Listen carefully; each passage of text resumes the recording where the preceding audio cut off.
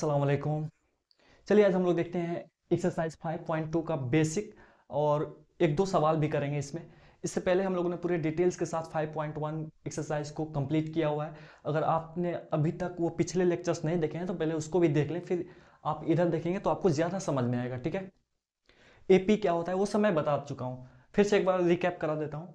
जैसे मैंने एक एपी दिया हुआ है, पहचानना है कि ये एपी है कि नहीं। ठीक है, इस एपी के कितने टर्म अभी मैंने दिए हुए हैं, पहला पद, दूसरा पद, तीसरा पद, चौथा पद, पांचवा पद, ये पद कहलाते हैं। एपी के क्या कहलाते हैं, ये सब टर्म कहलाते हैं।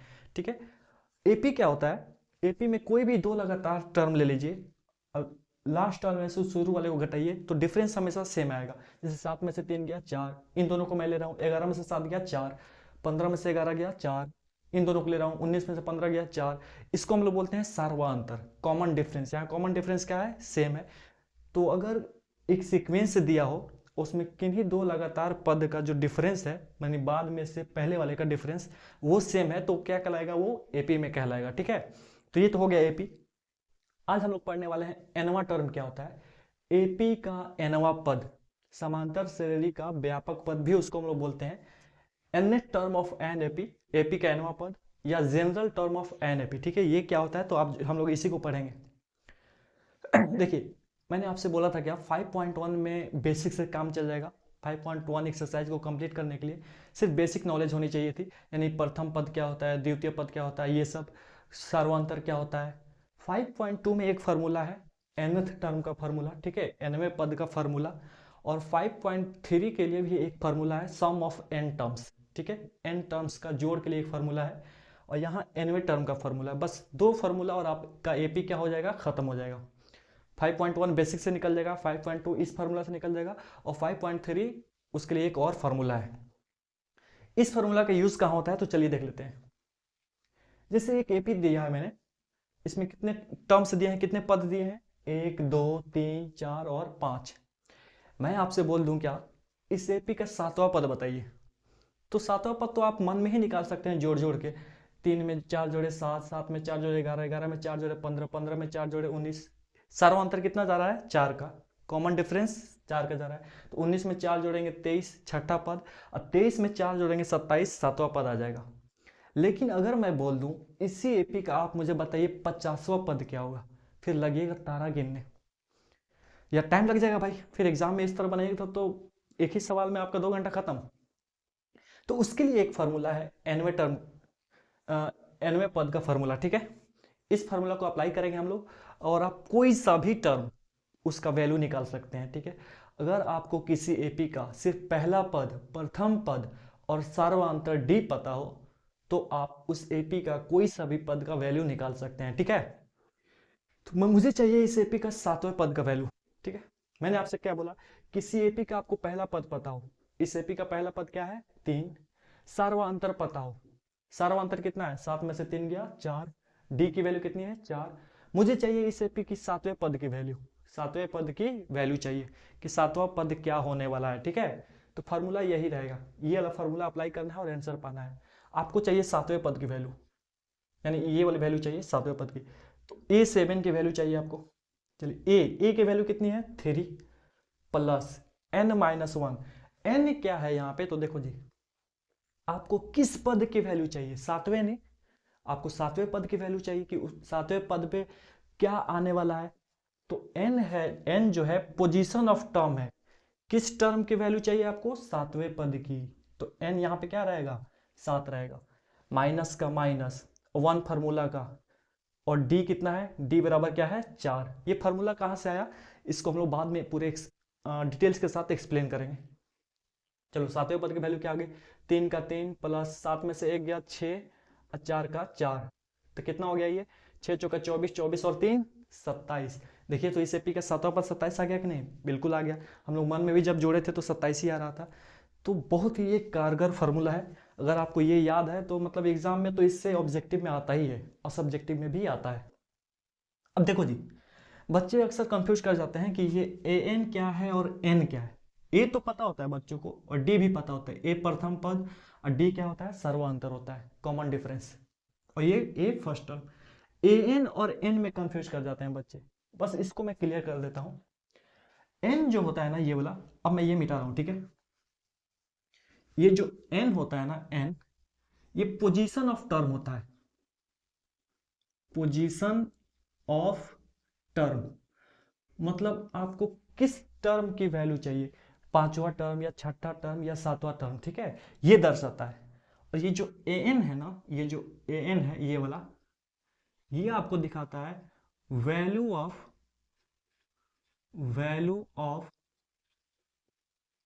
पोजीशन ऑफ n, या वैल्यू ऑफ पोजीशन n। यानी देखिए n क्या है, तो पोजीशन ऑफ टर्म है, यानी किस टर्म की आपको वैल्यू चाहिए।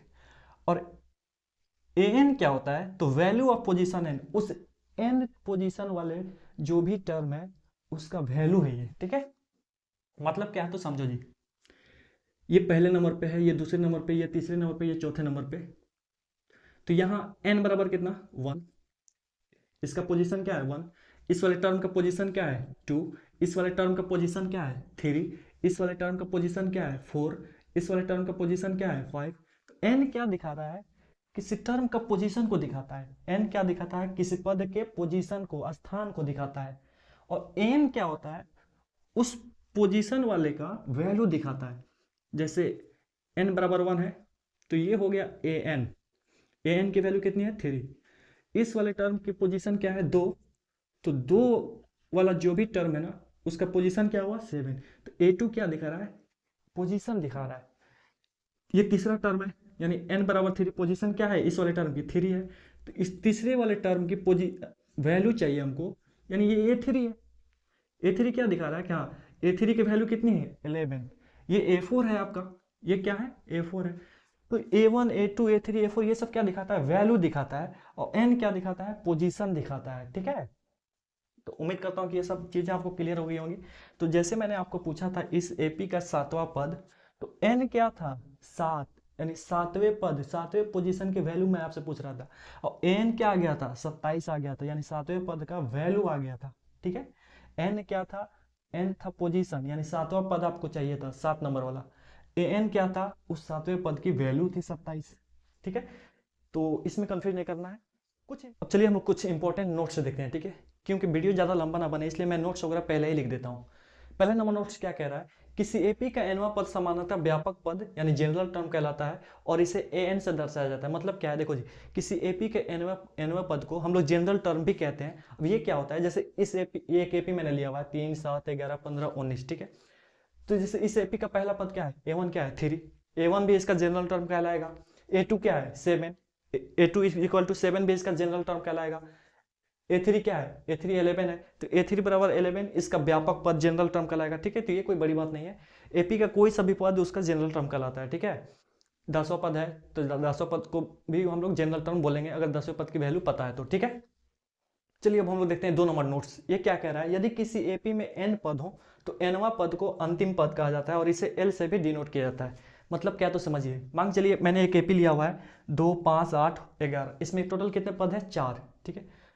तो यदि किसी एपी में n पद हो तो nवां पद को हम लोग क्या बोलते हैं, अंतिम पद बोलते हैं। तो इस एपी में 4 पद हैं, तो ये जो चौथा पद है इसी को हम लोग क्या बोलेंगे, अंतिम पद बोलेंगे, लास्ट टर्म, ठीक है। अंतिम पद को हम लोग एल से भी डिनोट करते हैं, एल मतलब लास्ट, एल से क्या होता है लास्ट। हम लोग पढ़े थे एपी कितने तरह के होते हैं, 2 तरह के होते हैं। एपी कितने तरह के, 2 तरह के, एक इनफाइनाइट एपी और एक फाइनाइट एपी। तो ये हो गया आपका infinite AP, dot dot dot dot जा रहा है, खत्म नहीं हो रहा है, अपरिमित एपी बोलते हैं। ये फाइनाइट एपी हो गया, परिमित एपी मतलब यहाँ फिक्स है, 4 गो है। तो यदि किसी एपी में जैसे 4 गो टर्म है, तो जो लास्ट वाला पद है इसी को हम लोग क्या बोलेंगे, अंतिम पद बोलते हैं। तो वही तो मैंने लिखा है, यदि किसी एपी में n पद हो तो nवां पद को अंतिम पद कहा जाता है। तो अगर किसी एपी में 50 पद है तो 50वें पद को हम लोग क्या बोलेंगे, अंतिम पद बोलेंगे। और उसको किससे डिनोट करेंगे, l से, ठीक है। तो उम्मीद करता हूँ कि ये चीज़ आपको क्लियर हो गया होगा, क्योंकि सवाल में कहीं कहीं l का जिक्र आ जाता है। अब ये फार्मूला आया कहाँ से, तो चलिए हम लोग उधर की तरफ बढ़ते हैं, इसको आप नोट डाउन करें। तो चलिए अब हम लोग देखते हैं ये जो फार्मूला है हमारा nवें पद का, an is equal to a plus n minus 1 into d, ये आया कहाँ से, इसको हम लोग एक्सप्लेन करते हैं, ठीक है। Explanation of formula. मैंने एक एपी लिया हुआ है 1 4 7 10 13, ठीक है, डॉट डॉट डॉट। इसी से हम लोग समझेंगे ये फार्मूला आया कहाँ से। अच्छा ये एपी कैसे आगे बढ़ रहा है जरा देखिए तो। एक में कितना जोड़े तो ये 4 आया जी, 3 जोड़े तो। 4 में कितना जोड़े तो 7 आया 3 जोड़े तो। 7 में कितना जोड़े तो 10 आया, 3 जोड़े तो पता चल रहा है क्या कि यहाँ कॉमन डिफरेंस सर्वांतर क्या चल रहा है, डी बराबर 3 है। 10 में कितना जोड़े तो 13 आया, 3 जोड़े तो, ठीक है। अच्छा आप बताइए, हम लोग को पता है पहले पद को हम लोग फर्स्ट टर्म को या तो A1 बोलते हैं या ए भी बोलते हैं। इस वाले को हम लोग क्या बोलते हैं, ए भी बोलते हैं या A1 भी बोलते हैं। ये दूसरा पद कैसे आया होगा, दूसरा पद कैसे आया होगा, ए को डी जोड़ के।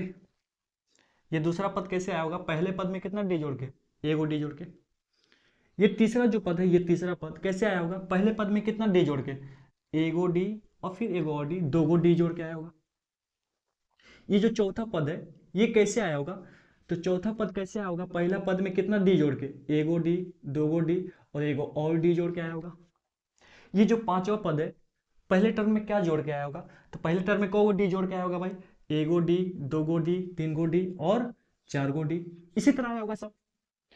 तो चलो जी, A1, A1 को तो हम लोग बोलते हैं ए, A1 को क्या बोलते हैं ए। ये A2 जो है दूसरा पद, ये कैसे आया है, ए में क्या जोड़ के आया है, ए को डी, ए में क्या जोड़ के आया है, ए को डी। ये जो तीसरा पद है, तीसरा पद, पहला पद, दूसरा पद, तीसरा पद, ये ए में पहला पद में क्या कै को डी जोड़ के आया है, ए को डी और दो को डी, ठीक है, को डी, दो को डी। ये जो चौथा पद है, ये पहला पद में को डी जोड़ के आया है, ए को डी, दो को डी, तीन को डी।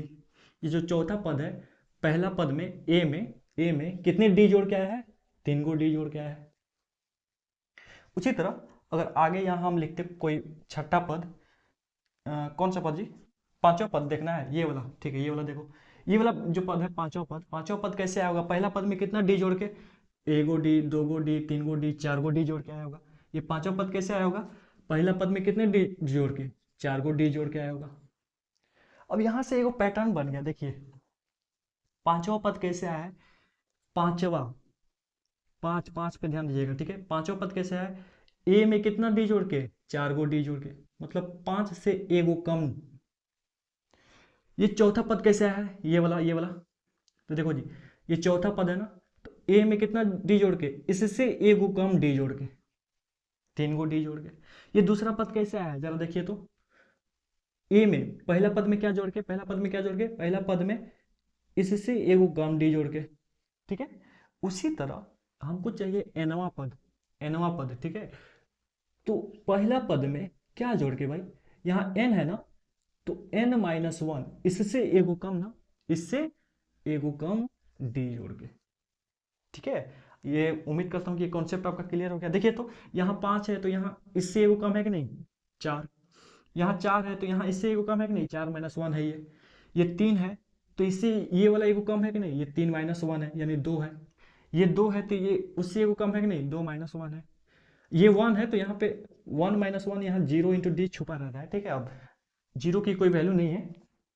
उसी तरह यहाँ n है तो यहाँ वह क्या रहा होगा, n minus one into D रहा होगा। यही इस फॉर्मूले का क्या है, एक्सप्लेनेशन है। उम्मीद करता हूँ कि मैंने इसको अच्छे से एक्सप्लेन किया है।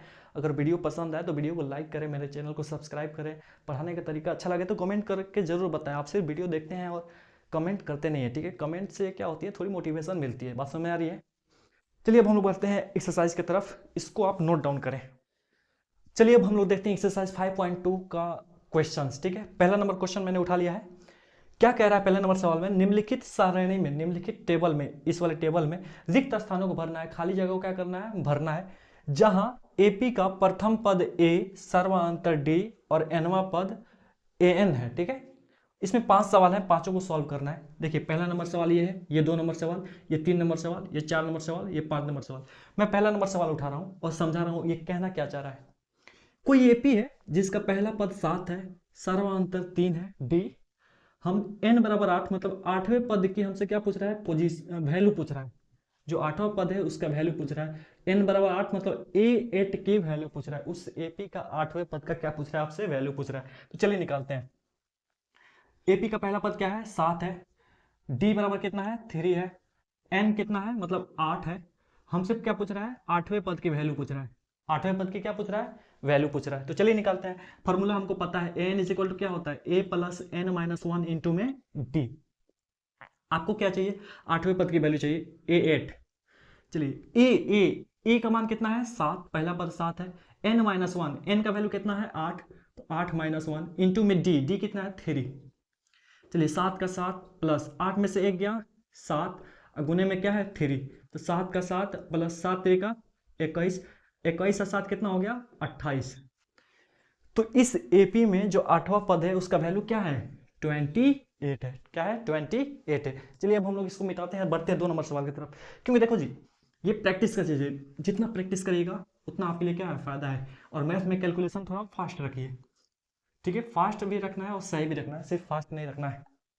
2 नंबर सवाल देखो जी क्या कह रहा है।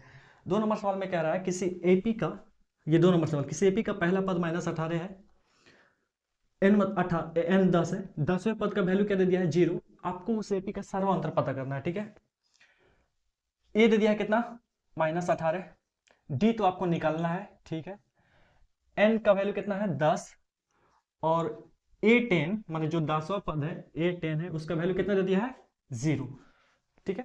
कोई एपी है जिसका पहला पद पता है हमको, 10वें पद की वैल्यू, 10वां पद N 10 है, 10वें पद का वैल्यू क्या है 0, उस एपी का हमको सर्वांतर निकालना है। तो चलिए निकालते हैं। फॉर्मूला वही रहेगा, n is equal to A plus N minus one into में डी। एन मतलब ए 10वें की बात हो रही है यहाँ पे, ठीक है। तो डायरेक्ट हम लोग यहाँ पे A10 लिख सकते हैं। A10 की वैल्यू क्या है हमारे पास, A10 की वैल्यू है 0, ठीक है। ए की वैल्यू क्या है -18, ठीक है, -18 plus n minus one, n तो पता है आपको 10 माइनस वन इंटू में डी नहीं पता, डी तो हमें निकालना है। चलो निकालते हैं। -18 इधर आएगा तो क्या हो जाएगा +18 हो जाएगा। उधर क्या बच जाएगा, 10 में से एक गया 9, और डी का डी, ठीक है। 9 गुना में इधर आएगा तो कहाँ आ जाएगा, भाग में आ जाएगा। उधर क्या बच गया डी, 9 दूनी 18, तो डी का मान क्या आया, तो डी बराबर आ गया 2। इस एपी का सर्वांतर क्या है 2 है। अब चलिए हम लोग बढ़ते हैं 3 नंबर सवाल की तरफ, ठीक है। 3 नंबर सवाल क्या कर रहा है, आप एक बार वीडियो पॉज करके खुद बनाने की कोशिश करें, ना बने तो आगे देखें। चलिए 3 नंबर सवाल क्या कर रहा है, किसी एपी का पहला पद पता करना है। उस एपी का हमको सर्वांतर पता है -3, एन मतलब 18, 18वें पद का जो वैल्यू है क्या है -5 है। हमको निकालना है उस एपी का पहला पद, पहले पद का क्या निकालना है वैल्यू निकालना है। डी कितना है उस एपी का सर्वांतर -3, एन कितना है उस एपी का मतलब 18वां पद, 18वें पद का जो पोजीशन दे दिया है, 18वें पद का पोजीशन कितना दे दिया है -5, कितना दे दिया है जी -5, ठीक है। ये एन है, ये ए एन है, तो एन 18 है, तो ए एन मतलब ए 18वां का वैल्यू कितना है -5। चलिए निकालते हैं हम ए का मान। फॉर्मूला वही रहेगा, A N is equal to A plus N minus one into में डी। अच्छा एन की जगह क्या लेना है, ए 18 की वैल्यू चाहिए ना, तो ठीक है यहाँ 18 डाल देते हैं हम, एक स्टेप बच गया। ए 18 का वैल्यू क्या है -5 बराबर ए का मान तो निकालना है, plus N minus one, n कितना है 18 और -1 इंटू में डी की वैल्यू कितनी है -3। कैलकुलेट करिए, चलिए -5 का -5, ए का ए, ठीक है, प्लस 18 में से एक गया 17 आइए क्या हो गया -3। चलिए थोड़ा और कैलकुलेट करिए, -5 का -5, ए का ए, प्लस का प्लस, -3 अंदर आएगा तो इसमें गुना हो जाएगा, 17 3 क्या हो जाएगा 51, और माइनस का माइनस, -51। चलो ये -5 का -5, ए का ए, प्लस गुना माइनस, -51 का 51, -5 का -5, -51 इधर आएगा तो +51, उधर क्या बचेगा खाली ए बच जाएगा, तो +51 में से -5 गया +46, ठीक है, हाँ 46 पर ठीक सही है। तो ए की वैल्यू क्या आ गई 46। इस एपी का पहला पद क्या रहा होगा 46 रहा होगा, क्या रहा होगा जी 46। चलिए अब हम लोग करते हैं 4 नंबर सवाल की तरफ, ठीक है। 4 नंबर सवाल क्या कह रहा है, चलिए एक बार आप खुद से देखें फिर मेरा लेक्चर देखें। 4 नंबर सवाल ये कह रहा है कि किस एपी का पहला पद -18.9 है, उस एपी का सर्वांतर 2.5 है। हमसे पूछ रहा है उस एपी का कौन सा ऐसा पोजीशन है, कितने नंबर वाला टर्म जिसकी वैल्यू क्या है 3.6 है। चलो जी, ए दे दिया है कितना -18.9, डी दे दिया कितना 2.5, एन का वैल्यू हमें निकालना है, और ए एन का मान दे दिया कितना 3.6, 3.6। तो चलो निकालते हैं जो निकालना है। Formula a N is equal to A plus N minus one into में डी। ए एन का वैल्यू कितना है 3.6 बराबर ए का वैल्यू कितना है -18.9 plus N minus one, n तो निकालना है, एन पता थोड़ी है आपको जी, नहीं। डी का वैल्यू कितना है 2.5। चलो इसको कैलकुलेट करते हैं। 3 ठीक है, दशमलव वाला देख के घबराना तो बिल्कुल भी नहीं है, ठीक है। -18.9 इधर आ रहा हो तो +18.9, उधर क्या बच गया हमारे पास n-1 इंटू में 2.5। देखिए वीडियो अच्छा लग रहा हो तो लाइक जरूर करें और कमेंट करके जरूर बताएं, ठीक है। इन दोनों को तो जोड़ना है मुझे, 18.9 और 3.6 दोनों क्या करना है, जोड़ना है। 9 6 15 के 5 हाथ में 1, 8 1 9, 9 और 3 12 के 2 हाथ में 1 1 1 2, 22.5 आ गया। इन दोनों को जोड़ के कितना आ गया 22.5। चलिए उधर क्या बचा हमारे पास n-1 इंटू में 2.5। देखिए मेरा मन करता तो हम इसको अंदर भी बेच सकते थे, 2.5 में n से गुना करते, फिर 2.5 में 1 से। मुझे ऐसा लग रहा है कि ये ज़्यादा इजी है कि 2.5 यहाँ गुना में है, ब्रैकेट के साथ में गुना लगा रहता है, तो ये इधर आएगा तो भाग में आ जाएगा। तो 22.5, 2.5 गुना में इधर आया तो भाग में, उधर क्या बच गया n-1। अब ये कट रहा है, देखो जी कैसे काटूं, पॉइंट के बाद एक अंक, पॉइंट के बाद एक अंक, तो पॉइंट से पॉइंट तो कट गया, 5 से ये दोनों कट रहा है, 50 के 25, 5 चौका 20, इसमें 2 बचा, फिर 50 के 25, ये 5 9 45। n-1 बराबर कितना आया जी 9 आया। तो n का वैल्यू क्या आ गया, -1 उधर जाएगा तो कहाँ जाएगा +1 में, तो n का मान आ गया 9 और 1 10। ये नीचे वाला वीडियो में आ रहा है कि नहीं, आ रहा है, ठीक है। तो चलिए यहाँ n की वैल्यू क्या निकली जी 10। अब एक सवाल और बचा हुआ है 5 नंबर, इसको हम लोग देखते हैं, फिर उसके बाद देखते हैं 2 नंबर आज हो पाएगा कि नहीं। 5 नंबर सवाल क्या कह रहा है, चलिए देखते हैं। 5 नंबर 5 नंबर 5 नंबर, ठीक है। 5 नंबर में क्या कह रहा है कि सेपी का पहला पद 3.5 है, सर्वांतर 0 है, n 105वें पद की वैल्यू पूछ रहा है हमसे। पहला पद पता है हमें 3.5, सर्वांतर भी पता है 0, ठीक है। n मतलब 105वें पद की हमें क्या चाहिए, वैल्यू चाहिए। ये 105वां पद की हमें क्या चाहिए, वैल्यू चाहिए कि क्या होने वाला है। तो चलिए निकालते हैं। A N is equal to क्या होता है a प्लस n-1 इंटू में d। ए एन आपको किसकी वैल्यू चाहिए 105वें पद की, ठीक है। ए ए ए ए ए की वैल्यू कितनी है 3.5 प्लस n n n क्या हमारे पास 105 है, -1 इंटू में d क्या है 0। तो ये 105 की वैल्यू हमें चाहिए, 3.5 का 3.5 प्लस, अच्छा ये कुछ भी रहे, कुछ भी में 0 से गुना होकर क्या हो जाता है, खत्म हो जाता है, ठीक है। आपका मन करे तो 105 में से एक घटाइए 104, फिर गुना अगला स्टेप में लिख लीजिएगा। मुझे दिख रहा है कि ये चीज़ 0 से गुना होकर क्या हो जाएगा, खत्म हो जाएगा। तो 105वें पद की वैल्यू क्या आ गई 3.5 आ गई, क्या आ गई 3.5। यहाँ पे क्या रहेगा बोलिए 3.5 रहेगा, ठीक है। इसे नोट डाउन करिए। अब हम लोग बढ़ते हैं क्वेश्चन नंबर 2 की तरफ। चलिए हम लोग बढ़ते हैं 2 नंबर सवाल की तरफ, ठीक है। 2 नंबर सवाल में 2 सवाल हैं, दोनों ऑब्जेक्टिव टाइप है, तो एग्जाम में इसी तरह के तो सवाल आते हैं ऑब्जेक्टिव में, बस इतना ध्यान रखना है। कह रहा है कोई एपी है 10 7 4 डॉट, इसका 30वां पद चाहिए। मैंने आपसे क्या बोला था, किसी एपी का आपको पहला पद पता हो और डी पता हो तो उस एपी का आप कोई भी पद निकाल सकते हैं। इस एपी का पहला पद क्या है बोलिए, पहला पद है इस एपी का कितना 10, ठीक है। और इसका डी चाहिए हमें, क्या चाहिए डी। तो डी कैसे निकलेगा, इसमें से इसको घटा दीजिए, 7 - 10 कर दीजिए, 7 में से 10 गया -3, ठीक है। चलिए हमें क्या चाहिए इस एपी का कौन सा पद, 30वां पद, A30 चाहिए। फॉर्मूला लगाइए ए एन का, ए एन इक्वल क्या होता है a प्लस n-1 इंटू में d, ठीक है। चलो जी a का वैल्यू कितना है, a का वैल्यू 10 है। चलिए n n n n n आपको कौन से पद का वैल्यू चाहिए, 30वां पद का ना, तो n क्या रहेगा 30 -1 इंटू में d क्या है हमारे पास -3। चलिए 10 का 10 प्लस 30 में से 1 गया 29, 29 गुने में क्या है -3, ये गुने में क्या है -3। तो इस -3 को अंदर भेज रहा हूं मैं, इस -3 को क्या कर रहा हूँ, इसमें अंदर भेज रहा हूँ, तो 29 में 3 से गुना कर दीजिए, 3 9 27 के साथ हाथ में 2, 3 दूनी 6, 6 और 2 8, तो हमारे पास क्या आ गया, 10 का 10 प्लस का प्लस, ये अंदर आके क्या हो जाएगा, -87 हो जाएगा, -87।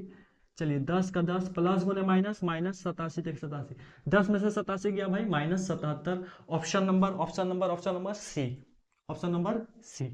चलिए ये वाला देखिए, कोई एपी दे दिया है -3 -1/2 2 डॉट डॉट डॉट, इसका 11वां पद निकालना है। मैंने आपसे क्या बोला था, पहला पद पता हो और डी पता हो तो आप कोई भी पद निकाल सकते हैं। पहला पद, इस एपी का पहला पद क्या है, -3, डी, इस एपी का डी क्या है, तो इसमें से इसको घटा दीजिए, चाहे इसमें से इसको, आपकी मर्जी जैसे घटाइए, ठीक है। -1/2 में से माइनस करिए पहला पद को, -3 को, तो ये क्या हो गया, -1/2 का -1/2, माइनस को माइनस प्लस 3 का 3, बट्टा में एक छुपा रहता है, 2 और 1 का एलसीएम कितना हो गया, अरे 2 हो गया, 2 से 2 एक बार में, एक एकम एक, माइनस का माइनस, फिर प्लस का प्लस, 2 में 1 से भागिए, 1 दूनी 2, 2 बार में 2 3 6, 6 में से 1 गया, 5 बटा में 2, डी की वैल्यू कितनी है, 5/2। आपको चाहिए कौन सा पद, 11वां पद, A11 चाहिए, ठीक है। A11 चलिए निकालते हैं, A11 क्या हो जाएगा, an का formula a plus n minus 1, अच्छा n का वैल्यू क्या डाल रहे, 11, 11 माइनस 1 इंटू में d, ठीक है। आपकी मर्जी, आप यहाँ n लिख दो, अगला स्टेप में चेंज कर देना। a का वैल्यू कितना है, -3 प्लस n कौन सा पद चाहिए, 11वें पद का वैल्यू नहीं चाहिए, ठीक है, तो n क्या रहेगा, 11 रहेगा, -1 इंटू में d का मान कितना है, 5/2, -3 का -3 प्लस 11 में से 1 गया, 10, गुने में क्या है, 5/2, 2 से कितना बार में कटा, 5 बार में, 2 5 10, चलिए आपका आ गया क्या, -3 प्लस 50 के 25, अब 25 में से 3 गया, 25 में से 3 गया 22, A11 का वैल्यू आ गया कितना, 22 ऑप्शन नंबर बी, ठीक है। उम्मीद करता हूँ कि आज का लेक्चर बहुत अच्छे से गया हो। अगर समझ में आया हो तो वीडियो को लाइक करें, हमारे चैनल को सब्सक्राइब करें और ज़्यादा से ज़्यादा शेयर करें, ठीक है। और कमेंट तो जरूर करें कि आपको समझ में आया है कि नहीं, अगर समझ में आया हो तो रिस्पॉन्स दें, अगर कहीं कुछ कन्फ्यूजन है तो भी बताएं, इंशाल्लाह कन्फ्यूजन दूर किया जाएगा। कोई कमी हो वीडियो में तो वो भी बताएं। आज यहीं तक, मिलते हैं फिर कल के क्लास में, तब तक के लिए अल्लाह हाफिज़। और 6 बजे डेली शाम में लाइव किया जा रहा है, ठीक है।